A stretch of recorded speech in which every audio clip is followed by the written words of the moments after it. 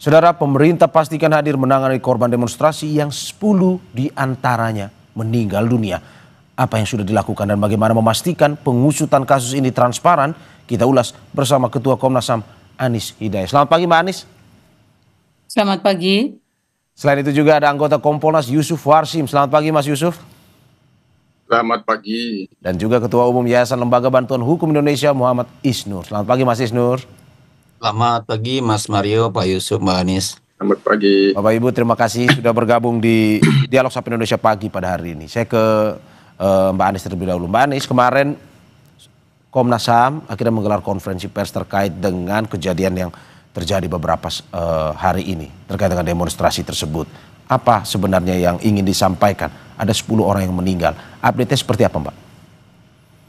Ya, terima kasih. Tentu ini duka cita yang mendalam bagi kita semua atas dampak aksi demonstrasi yang berlangsung selama sepekan ini. 10 orang meninggal dunia, 2 orang yang ada di Jakarta. Komnas HAM tengah menyelesaikan penyelidikan, yaitu kasus Afwan dan juga Andika. Sementara untuk korban yang di Makassar, 4 orang, Komnas HAM ini juga memberangkatkan tim ke Makassar untuk melakukan penyelidikan.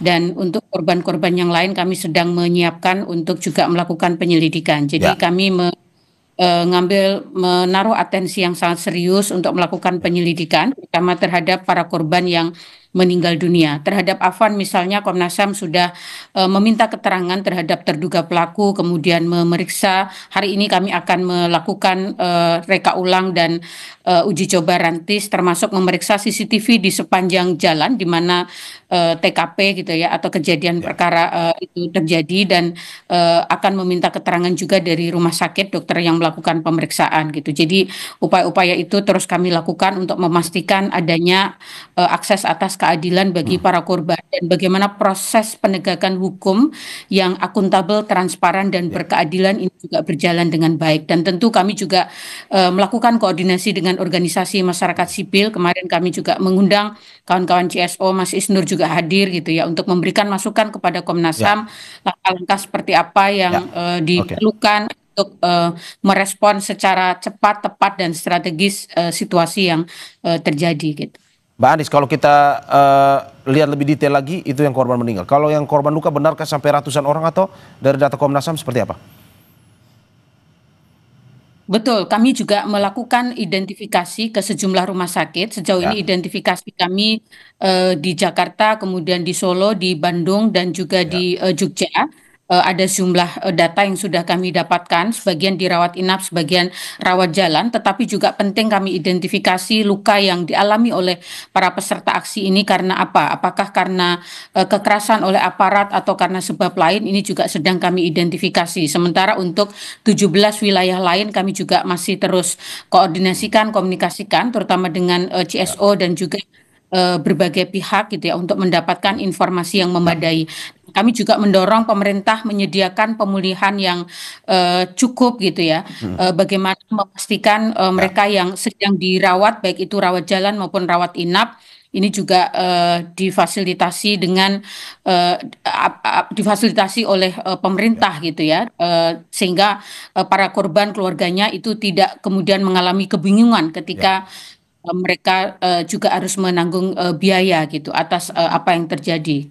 Oke, berarti dari Komnas HAM memberikan masukan bahwa untuk mereka yang korban luka itu ditanggung biayanya oleh pemerintah semuanya ya?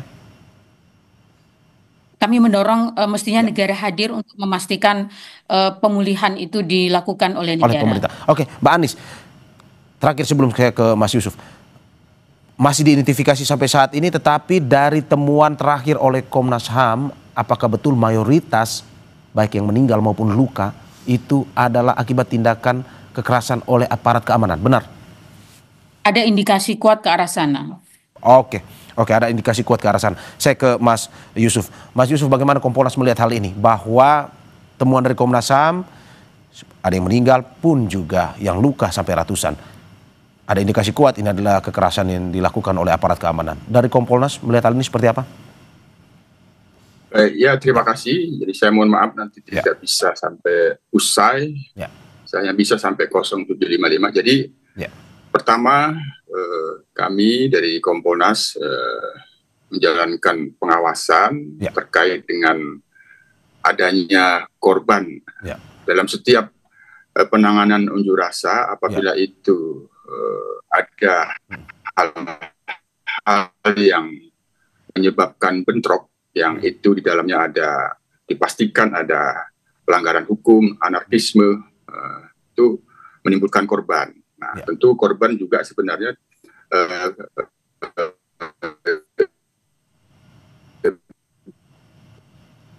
Oke.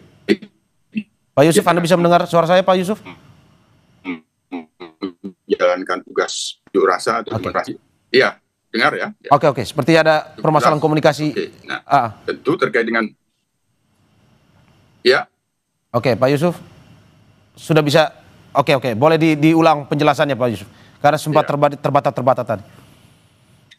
Jadi terkait dengan korban, tentu kita sebagai pengawas mendorong bahwa itu dilakukan penyelidikan, termasuk juga terkait dengan yang kaitannya dengan adanya anarkisme, penjarahan, itu bagian dari proses dari penyelidikan. Nah, penanganan unjuk rasa selain daripada memberikan pelayanan, melaksanakan pengamanan, ya salah satu di antara tugas-tugas itu ya ada penegakan hukum. Nah, penegakan hukum itu apabila terjadi adanya pelanggaran hukum termasuk adanya korban. Nah, sejauh ini yang kami pantau proses terhadap adanya korban itu dilakukan penyelidikan oleh kepolisian. Jadi ini yang kita awasi.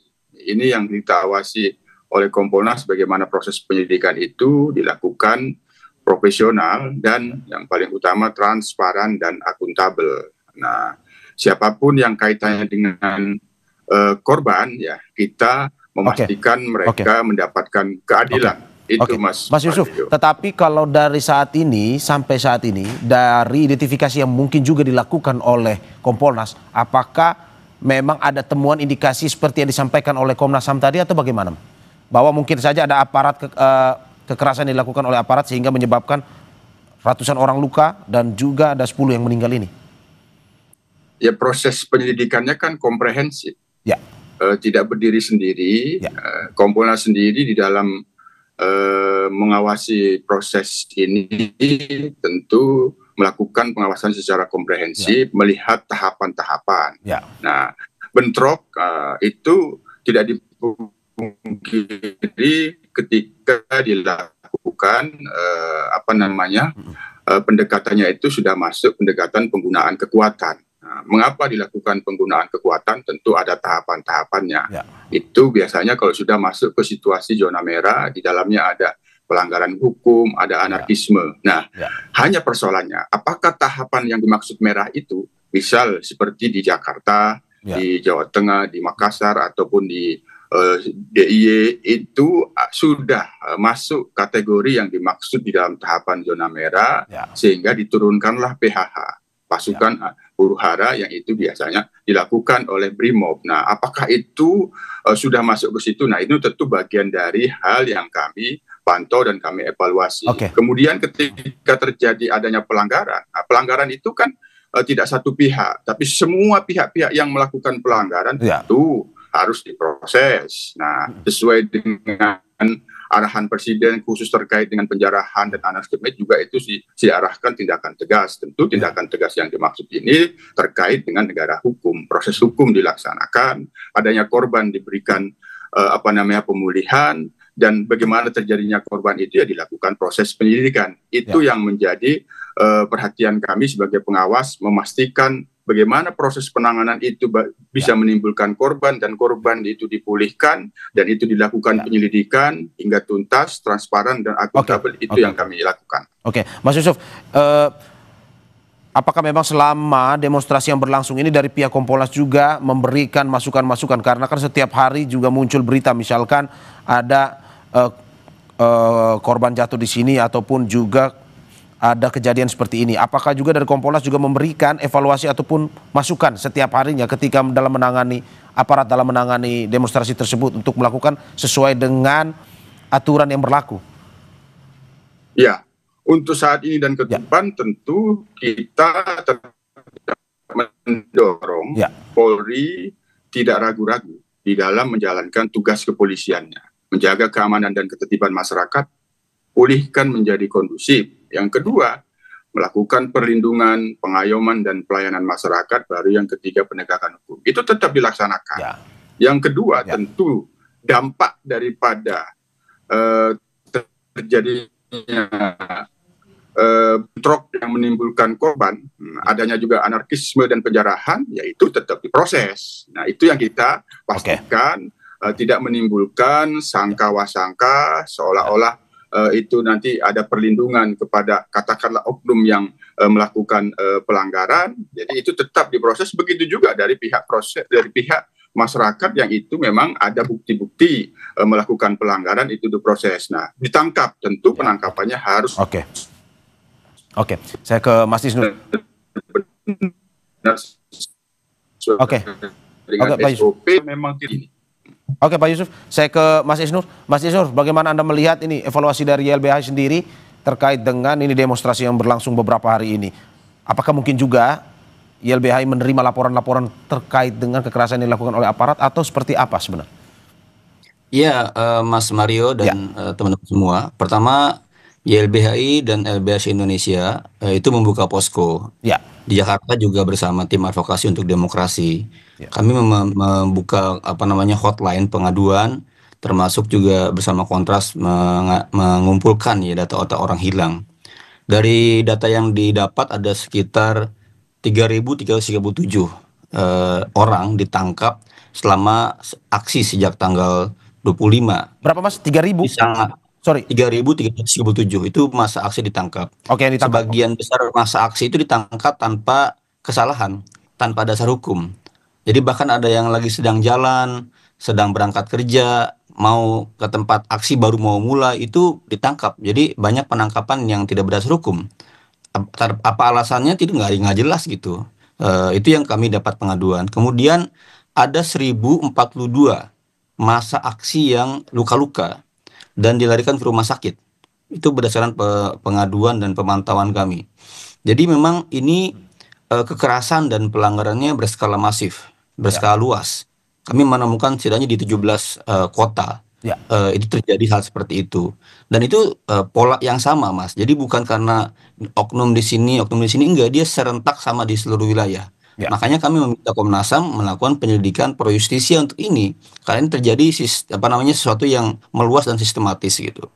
Dan ada tidak-tidaknya Mas, itu kekerasan yang telanjang diperlihatkan. Jadi pelanggaran itu kalau dalam pantauan kami itu dilakukan dengan masif di mana-mana gitu. Dari mulai penghalangan aksi, kemudian penggunaan kekuatan yang berlebihan sejak awal sudah menyalahi protap penggunaan kekuatan, penangkapan yang sewenang-wenang, penyiksaan terjadi, bahkan di beberapa penangkapan Mas terjadi misalnya dia kan masih belum tentu bersalah, tapi ditelanjangi. Bayangkan ditelanjangi, hanya disediakan celana dalam saja di kantor-kantor kepolisian gitu.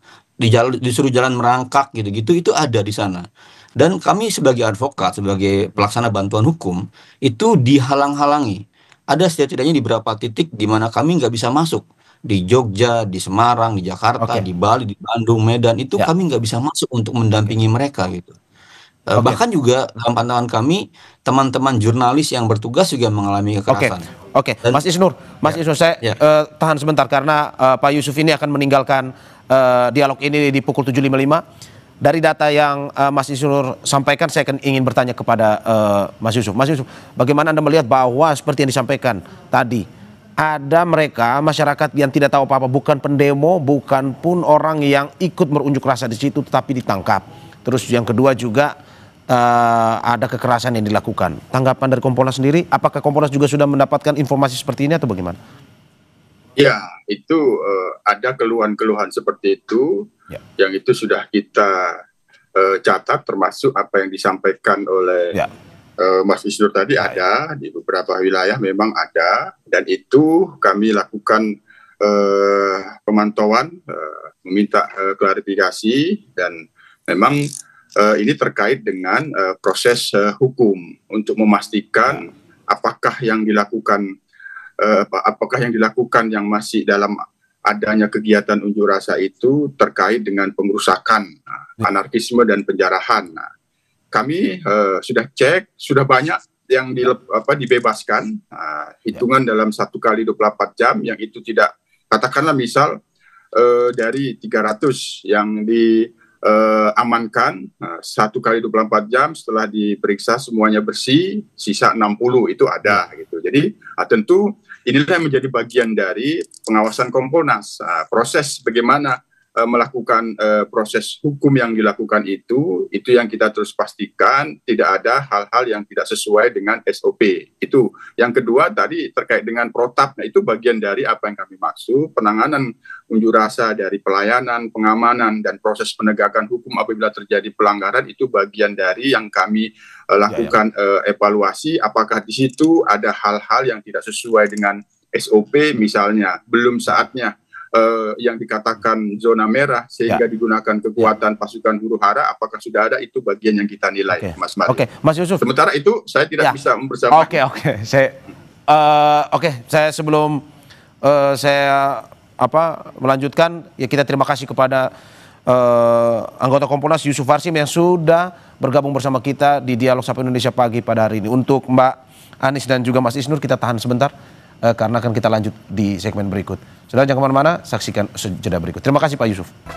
Terima kasih masih di Sapa Indonesia Pagi bersama saya Mario Sarong dan sejumlah narasumber saya, ada Ketua Komnas HAM Anies Hidayah dan juga Ketua Umum Yayasan Lembaga Bantuan Hukum Indonesia Muhammad Isnur. Saya kembali ke Mas Isnur yang tadi saya potong datanya.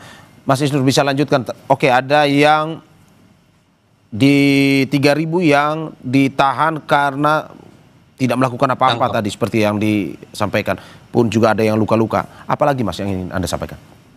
Iya, dan pelanggaran itu bukan hanya penangkapan dan luka-luka, Mas. Tapi juga tadi saya bilang ada penghalang-halangan tugas advokat dan bantuan hukum di mana-mana. Itu bahkan advokat kami di Manado itu dipukuli dalam bertugas ya, karena meminta bantuan hukum dipukuli. Di Samarinda itu dipukuli oleh polisi. Oke. Di Samarinda itu ditangkap karena mendokumentasikan kekerasan. Dan tugas-tugas seperti ini itu juga dialami oleh jurnalis ya, di mana mereka juga mengalami kekerasan gitu. Dan yang kalah penting Mbak Anies juga, ini ada 2 hal. Pertama, yang ditangkap-tangkap ini kan banyak dan dilepaskan lagi, tapi nama mereka itu disebar-sebarkan, itu ratusan. Itu jelas sekali melanggar data pribadi ya, dan kemudian mengancam mereka. Dan ada banyak laporan kepada kami, juga dokumentasinya ada. Kemudian besok harinya aparat kepolisian, bahkan ada propamnya juga, itu datang ke sekolah-sekolah. Sekolah-sekolah dan mengancam mereka di depan murid-murid yang lain, di depan para guru, kalau dilakukan demonstrasi akan ditangkap, berikutnya dipidanakan gitu. Jadi pelanggarannya beruntun, mulai dari sebelum lapangan aksi di kantor kepolisian sampai mereka pulang di sekolah, itu terjadi pelanggaran yang masif ya. Di samping juga ada situasi-situasi soal digital ya, serangan-serangan digital itu terjadi di mana-mana. Jadi kalau menurut saya sih ini perlu gelar penyelidikan ya, investigasi yang melibatkan tim independen gitu. Komnas HAM mungkin karena terbatas kapasitasnya di Jakarta saja, itu perlu melibatkan masyarakat sipil secara luas, dan pemerintah juga perlu membentuk tim independen ini karena terjadi secara masif ya. Oke, saya ke Mbak Anies. Mbak Anies, ini temuan dari YLBHI terkait dengan tidak hanya para demonstran ternyata yang mendapatkan efeknya, tapi juga baik itu kuasa hukum, masyarakat biasa pun. Komnas HAM menemukan juga ini terkait, ada laporan juga terkait ini kepada Komnas HAM?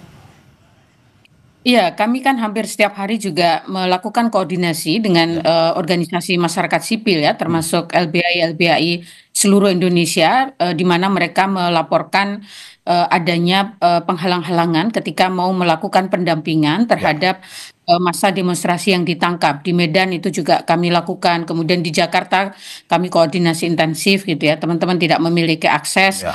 Selain itu juga bagaimana para keluarga korban ini juga tidak memiliki akses komunikasi dengan para keluarga tadi yang disampaikan Mas Isnur bahwa sekian puluh orang dinyatakan hilang oleh keluarganya karena tidak ada informasi yang jelas dari kepolisian. Selain itu kami juga menerima informasi dari sejumlah jurnalis yang mengalami pembatasan ketika akan melakukan liputan, terutama sejak aksi 28 ya, sehingga ini juga menjadi atensi Komnas HAM dan kami juga akan memanggil sejumlah pihak terkait itu untuk meminta informasi terkait beredarnya satu surat dari satu lembaga negara yang apakah itu benar atau dasarnya seperti apa itu dikeluarkan gitu ya, termasuk juga salah satu sosial media yang membatasi salah satu fitur gitu ya, sehingga ini membatasi akses informasi bagi masyarakat dan juga mengganggu iklim perekonomian masyarakat kita gitu. Oke, berarti memang apa yang menjadi temuan Komnas HAM tidak terlalu jauh berbeda dengan yang ditemukan oleh YLBHI, dalam arti ada dugaan pelanggaran HAM pada demonstrasi kemarin. Tetapi untuk menjawabnya saya ada narasumber juga kita yang akan bergabung, penasihat ahli Kapolri Arianto Sutadi. Selamat pagi Pak Arianto. Selamat pagi Pak. Terima kasih Pak Arianto. Sudah ada Mas Isnur dari YLBHI dan juga Mbak Anis dari Komnas HAM yang sudah bergabung bersama kita. Saya ke Pak Arianto. Pak Arianto, bahwa tadi kita sudah ngobrol banyak terkait dengan ini, bahwa ada tindakan yang dilakukan oleh aparat yang memang tidak hanya ternyata kepada para demonstran, tapi juga masyarakat-masyarakat yang tidak tahu, tidak ikut berdemonstrasi, pun juga kuasa hukum ataupun mereka yang ingin membantu para demonstran ini mendapat laporan seperti itu dari LBHI maupun juga dari Komnas HAM. Ya. Dari polisi sendiri, apakah memang betul Pak, dalam demonstrasi yang terjadi beberapa hari ini laporan yang diterima oleh Komnas HAM ataupun YLBHI juga dilihat benar seperti itu Pak? Ya, kalau dari kacamata polisi ya Pak ya, secara teori Pak ya, penyampaian unjuk rasa itu adalah itu tugas pokok polisi justru melindungi pada mereka Pak. Itu teorinya begitu ya selama ini sejak undang-undang teorinya ya Pak ya? Pendapat di depan umum itu. Iya teorinya gitu. Tetapi dalam prakteknya Pak, selama ini praktek unjuk rasa itu yang di lapangan itu selalu ditunggangi oleh para perusuh Pak. Gitu loh. Oke. Sehingga kita sulit membedakan gini ya Pak. Setiap menghadapi suatu unjuk rasa yang isinya penyampaian pendapat, itu polisi pasti akan dihadapkan pada 4 kelompok paling dapat. Kelompok pertama adalah para pendemo yang murni yang menyampaikan aspirasi. Kelompok kedua adalah penonton yang harus dilindungi juga oleh polisi. Dua kelompok itu harus dilindungi, tapi dalam prakteknya selalu disusupi oleh para perusuh. Para perusuh itu yang menarik-narik untuk menimbulkan tindakan anarkis. Itulah yang harus dilakukan oleh polisi untuk penindakan, pencegahan maupun penindakan penangkapan. Yang terakhir adalah kelompok yang menggerakkan, yang mendanai, yang mengirim mereka. Itu yang dihadapi oleh polisi ya. Dan kemudian dalam prakteknya setiap unjuk rasa yang anarkis, yang massal itu Pak, itu terjadi biasanya begini. Di pagi hari itu ketika orasi disampaikan secara baik-baik itu berjalan dengan lancar. Tapi kemudian ketika siang, kemudian udah mulai itu menggorak-gorakan pengen masuk gedung dan sebagainya itu membakar ban dan sebagainya. Itu dilakukan oleh perusuh Pak, yang membaur dengan cara yang demonstran yang menyampaikan aspirasi itu tadi. Yang terakhir puncaknya adalah ketika itu demonstrasi itu habis masa berlakunya, secara teori kan biasanya kan polisi harus membubarkan itu. Nah inilah yang dimanfaatkan oleh perusuh tadi untuk menunjukkan bahwa inilah polisi itu represif. Akhirnya kan terjadi tindakan anarkis. Pak, jadi berarti gitu, bukan murni. Berarti bukan murni pendemo, ada perusuh juga yang masuk dalam situ ya Pak ya? Selalu Pak, itu pasti ada. Dan selalu itu ada. Itulah yang ditindak oleh polisi, tapi kemudian diviralkan oleh perusuh tadi ya, penggerak di belakang itu Pak. Ini Pak Arianto, sedikit anarkisnya daripada aparat gitu. Pak Arianto, kira-kira itu yang terjadi di lapangan Pak. Sedikit menjawab juga tadi apa yang ingin disampaikan oleh dari Mas Isnur dan juga Mbak Anis, bahwa ada masyarakat sipil juga Pak yang bukan pendemo tapi juga ditangkap. Ini juga ada kekerasan terhadap kuasa hukum yang ingin membela demonstran. dari Pak Arianto tanggapannya seperti apa Pak? Ini katanya ada juga kejadian seperti ini Ya, di lapangan. itulah kenyataannya. Memang kenyataannya mungkin kayak gitu ya. Yang di lapangan itu yang ditangkap oleh polisi itu pasti orang yang melakukan tindakan anarki gitu ya. Tapi begitu ketangkap kemudian pasti itu itu kan dianggap sebagai pendemo. Itu yang dinarasikan kayak gitu Pak. Ini saya ingin menyampaikan ya Pak ya. Itu yang namanya perusuh yang di belakang itu Pak, dia taktiknya tuh sangat dahsyat sekarang ini. Dia selalu memviralkan kegiatan-kegiatan yang anarkis yang dilakukan oleh polisinya. Sedangkan kegiatan yang mereka anarki yang mereka kirim itu dia lindungi dengan alasan mereka itu adalah bagian daripada penyampai demo. Itulah yang saya ingin sampaikan kepada masyarakat ya. Kita itu diadu gitu loh Pak. Jangan sampai kita kemudian melihat dengan kacamata kita sendiri memperjuangkan seakan-akan benar padahal kita tuh diadu domba Pak. Aparat itu sudah sampai, sudah kerja betul-betul ya. Tetapi kemudian diviralkan yang anarkis terus. Selama ini kan kejadiannya gitu. Kita lihat akibat daripada yang terakhir ini kan begitu dahsyatnya ya, korbannya banyak itu korbannya. Saya ke Mas Isnur. Jangan disalahkan kepada aparat. Saya tidak membela itu ya. Tapi Pak. Kita itu lagi diadu domba oleh para perusuh yang di belakang layar nggak kelihatan. Saya ke Mas Isnur. Mas Isnur, bagaimana Anda mendengar jawaban dari Pak Arianto bahwa yang Anda masukkan tadi mungkin saja ada yang mengadu domba. Sebenarnya itu pendemo, tapi ketika ditangkap berpura-pura atau memberikan alasan bahwa ini saya sebenarnya masyarakat sipil atau masyarakat biasa. Dari LBH seperti apa Pak?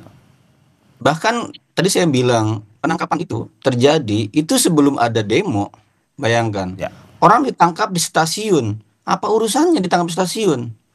Ada tadi saya bilang pelanggaran intimidasi datang ke sekolah setelah selesai demo. Polisi datang ke sekolah dan ngancem-ngancem. Yang akan demo lagi akan kemudian ditangkapin. Bahkan pelanggaran terjadi di kantor polisi. Orang udah nggak ada demo, ditelanjangin, cuma dikasih celana dalam doang. Itu kan bukan itu kalau memang ada polisi tindakan pelanggaran. Gitu, Pak. Itu Banyak orang seperti itu gitu loh. Pak Arianto, tahan sebentar Pak Arianto, kita kasih kesempatan Mas Isnur. Iya, kami datang ke kantor polisi minta untuk pendampingan, nggak dikasih. Bahkan dipukuli lawyer kami. Itu bukan dalam keadaan demo, bukan dalam keadaan chaos dan rusuh.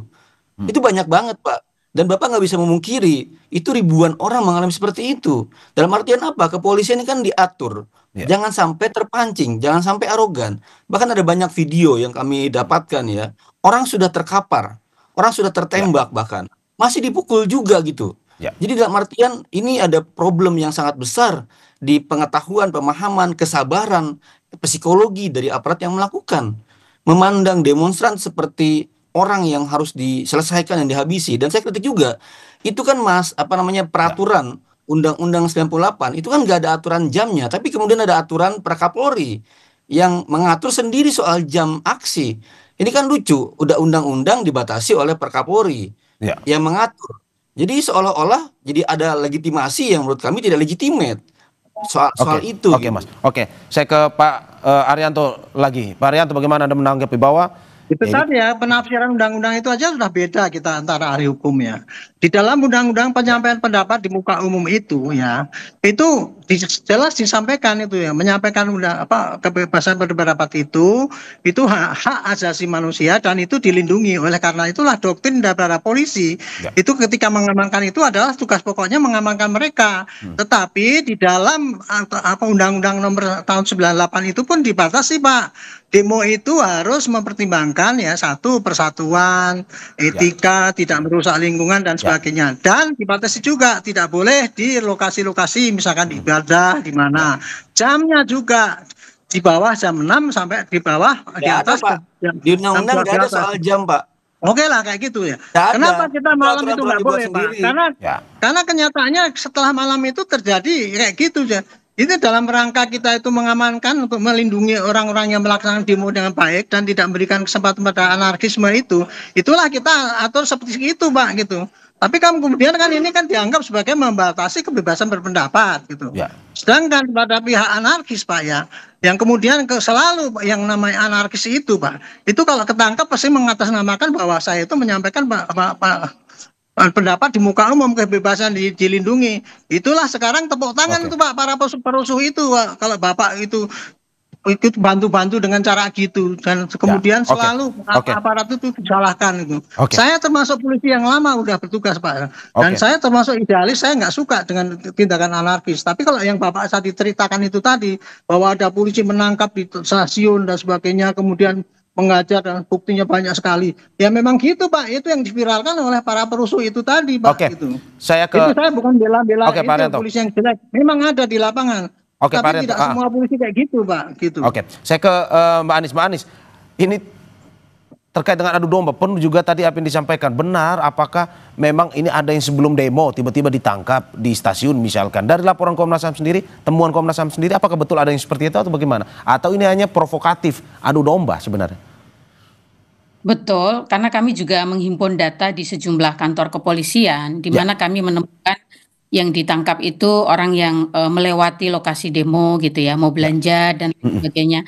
Jadi data-data seperti itu juga kami dapatkan. Nah, saya ingin menggarisbawahi bahwa kebebasan menyampaikan pendapat dan ekspresi itu kan fundamental rights ya, dan hanya dibatasi oleh 3 hal gitu. Jadi proporsionalitas, necesitas, dan juga legalitas. Artinya ada kepentingan keamanan nasional, kesehatan publik, dan juga aturan yang sah, yang jelas gitu. Jadi hanya itu yang bisa membatasi gitu, karena ini merupakan hak fundamental. Orang kalau sudah tidak bisa menyampaikan ekspresi dan pendapat, ini kan ada persoalan di dalam demokrasi kita gitu. Sehingga kenapa fungsinya aparat itu kan untuk melindungi mereka yang menyampaikan pendapat dan ekspresi gitu ya. Nah, yang terjadi kan seperti yang kita diskusikan hari ini gitu. Sehingga kenapa kemudian ketika ada pembatasan, ada pengurangan, apalagi penghalangan, ya itu jelas terjadi pelanggaran hak asasi manusia, terutama hak untuk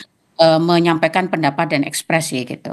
Terkait dengan adu domba, benarkah bahwa dalam penyampaian isu kemarin dari Komnas HAM sendiri menemukan juga ada demonstran muni, tapi ada juga orang-orang yang mengadu domba, menunggangi lah kalau kita bilang?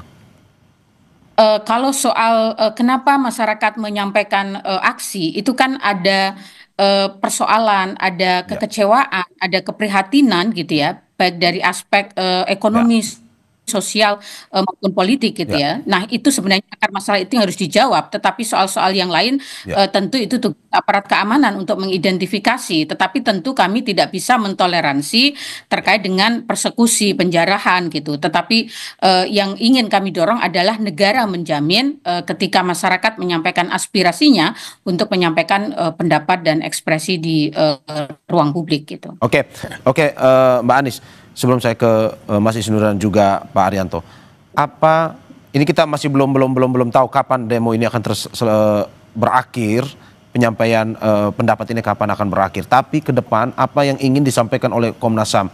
Bagaimana seharusnya penanganan yang tepat, dalam arti bahwa penyampaian pendapat berlangsung lancar, penanganannya juga tetap mengutamakan sisi kemanusiaan?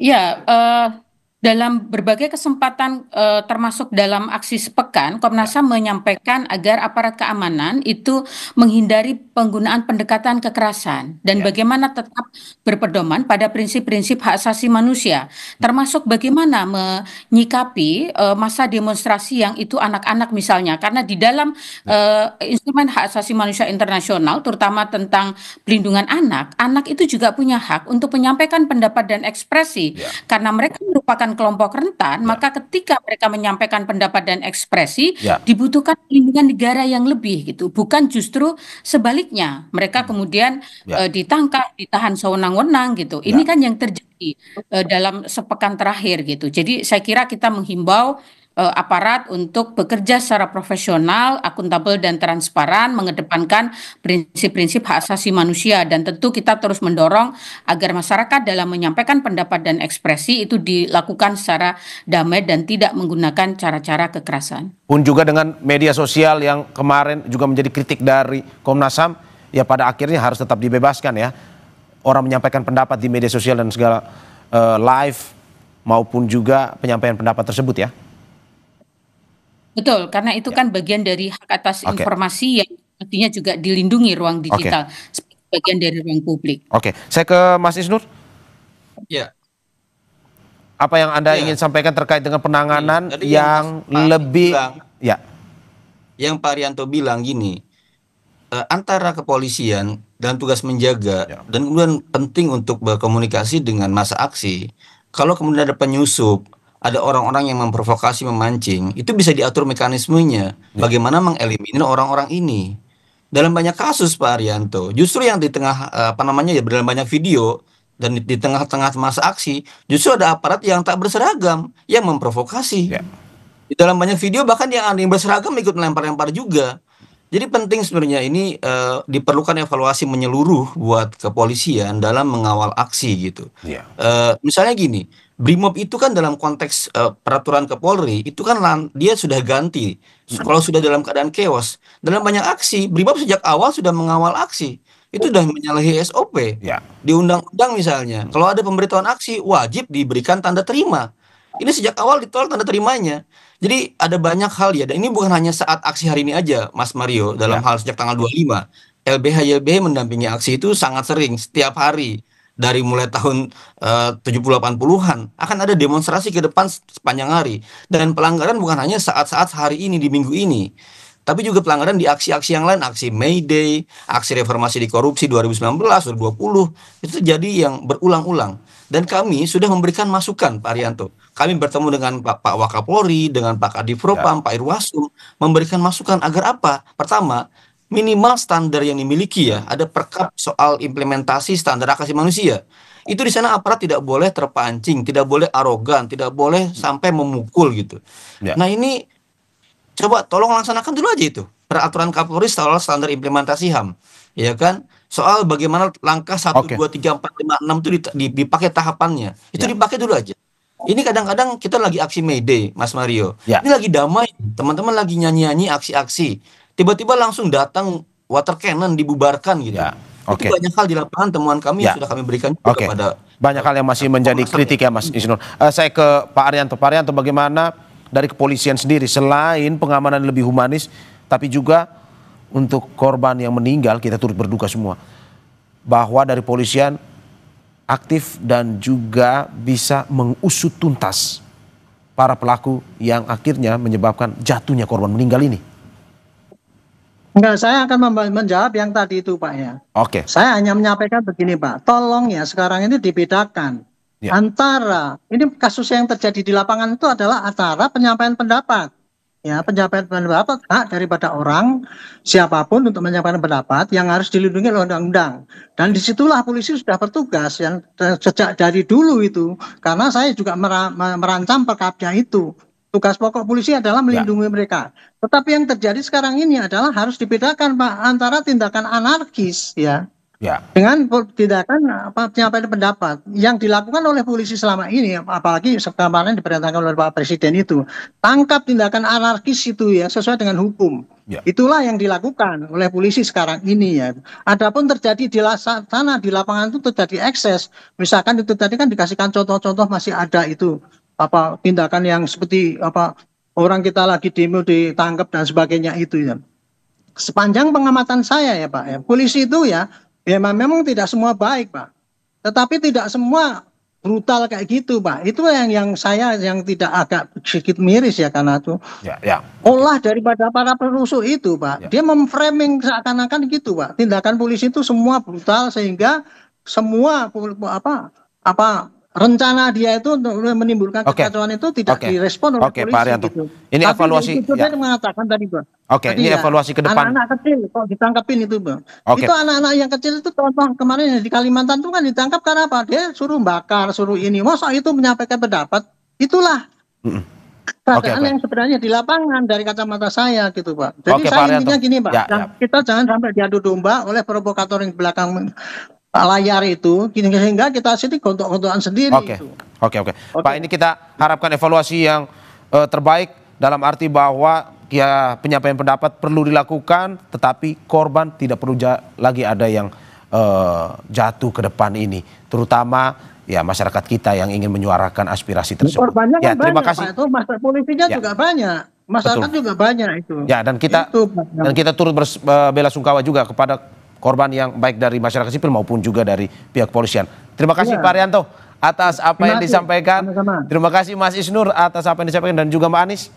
Semoga apa yang disampaikan bisa memberikan masukan yang lebih baik lagi ya untuk penanganan ke depan. Terima kasih, sehat-sehat selalu. Terima kasih, Ari, Mbak Ani.